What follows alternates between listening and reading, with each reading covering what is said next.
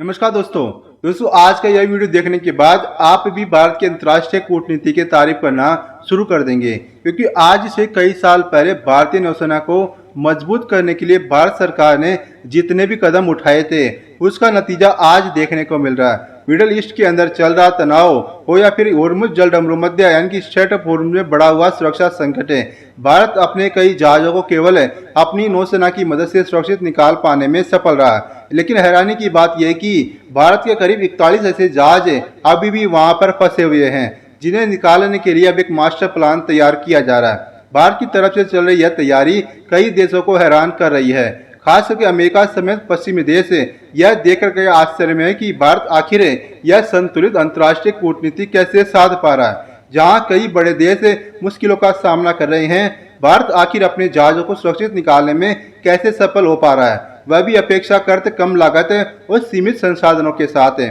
आइए इस पूरी रिपोर्ट को विस्तार से समझते हैं। दोस्तों, यदि आपको वीडियो पसंद आए तो इसे लाइक और चैनल को सब्सक्राइब जरूर कर लीजिएगा। सबसे पहले कुछ जरूरी आंकड़े समझ लेते हैं, जिससे कि आपको पूरी कहानी आसानी से समझ आ जाएगी। दुनिया का लगभग 20 से 30% कच्चा तेल इसी समुद्री मार्ग से होकर के गुजरता है। भारत के लिए यह मार्ग इसलिए बेहद महत्वपूर्ण है क्योंकि भारत अपनी जरूरत का लगभग 80 से 85% कच्चा तेल और बड़ी मात्रा में गैस इसी क्षेत्र से आयात करता है। LNG का भी बड़ा हिस्सा खाड़ी देशों से भारत आता है। विशेष रूप से कतर से भारत अपने LNG आयात का बड़ा हिस्सा प्राप्त करता है। यदि यह मार्ग बाधित होता है तो भारत में पेट्रोल और डीजल की कीमतों पर सीधा असर पड़ सकता है। अब बात करते हैं भारत के 41 जहाजों और उनसे जुड़े सुरक्षा संकट की। वर्तमान स्थिति यह है कि ईरान, इजराइल और अमेरिका के बीच तनाव बना हुआ है। हालांकि कूटनीतिक स्तर पर बातचीत के कुछ चैनल खुले हुए हैं और घटनाक्रम पर लगातार नजर रखी जा रही है। दूसरी ओर ईरान ने समुद्री मार्गों पर निगरानी बढ़ा दी है।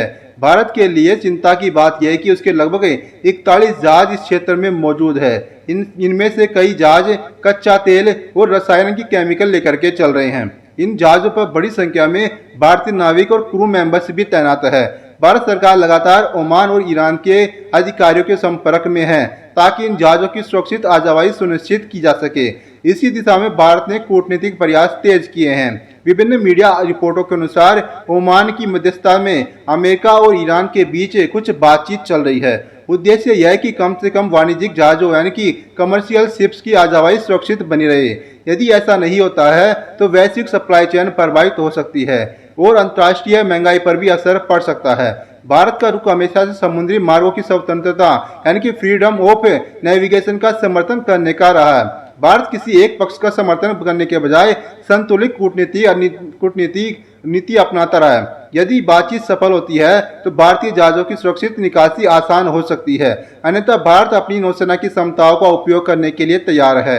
भारत का मानना है कि उसके जहाजों और नागरिकों की सुरक्षा सर्वोच्च प्राथमिकता है। इसी कारण भारतीय नौसेना लगातार सक्रिय भूमिका निभा रही है। भारत पहले भी कई अभियानों के माध्यम से अपने जहाजों और नागरिकों की सुरक्षा सुनिश्चित कर चुका है। उदाहरण के तौर पर ऑपरेशन संकल्प के तहत भारतीय नौसेना ने खाड़ी क्षेत्र में व्यापारिक जहाजों को सुरक्षा प्रदान की थी। भारतीय नौसेना समुद्र में अपने युद्धपोतों, निगरानी विमानों, हेलीकॉप्टरों और उपग्रहों की मदद से लगातार समुद्री गतिविधियों पर नजर रखती है। इससे भारतीय जहाजों की सुरक्षा सुनिश्चित करने में मदद मिलती है। दोस्तों, भारतीय नौसेना व भारत सरकार की इस कूटनीतिक रणनीति पर आपकी क्या राय है? अपनी राय हमें कमेंट बॉक्स में अवश्य लिख करके बताइएगा। वीडियो को लाइक कीजिएगा, चैनल को सब्सक्राइब करना मत भूलिएगा। शुक्रिया, धन्यवाद।